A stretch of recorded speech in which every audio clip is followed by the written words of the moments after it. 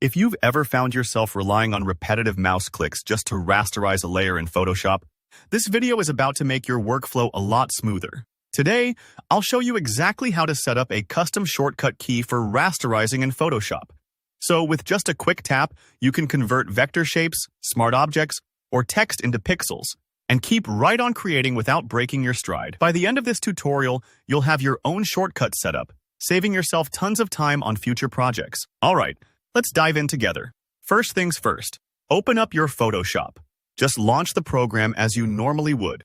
Now, even before we touch any menus, I want you to think about your process. Rasterizing is one of those essential actions, whether you're prepping a logo for editing or merging effects with type. The default route can be a hassle, but we're about to change that. Now that Photoshop's open, take your mouse up to the top left corner and click Edit. Sometimes it's easy to overlook just how many features are tucked away here. Edit is the gateway to customizing how Photoshop works for you. Under Edit, scroll down until you spot Keyboard Shortcuts. Go ahead and click it. This dialog box is like the control room for personalizing your keyboard experience in Photoshop. If it's your first time here, don't worry. It might look a little overwhelming, but we're just focusing on one thing today. You'll see a few tabs and plenty of lists inside the Keyboard Shortcuts panel. The quickest way to pinpoint what you want is by using the search bar. So, at the top there's a little field where you can type. Type in Rasterize. This filters your options down so you're not scrolling endlessly through all possible shortcuts.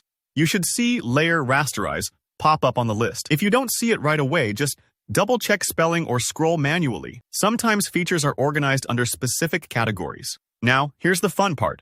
Assigning your shortcut. Click on the empty box next to Rasterize.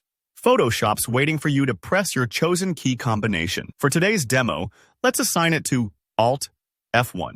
Just hold Alt, press F1, and you'll see that combo appear in the box.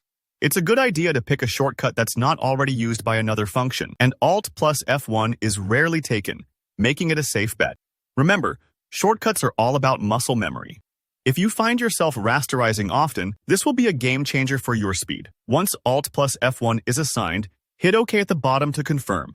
Photoshop will save your new keyboard layout, and from this point forward, you're set. Next time you want to rasterize a layer, simply select it in your Layers panel, tap Alt plus F1, and boom, the layer is rasterized instantly. No more dragging the mouse through menus or searching right-click options.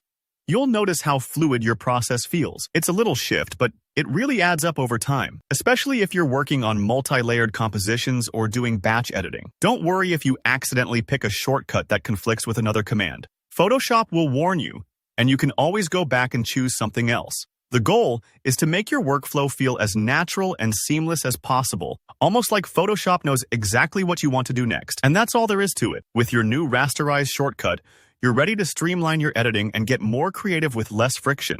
If this tip helped you, be sure to hit that like button and let me know in the comments if you ran into any hiccups, or if you have your own favorite shortcuts to share. And of course, subscribe for more practical Photoshop tutorials and creative advice. Thanks for watching and happy editing.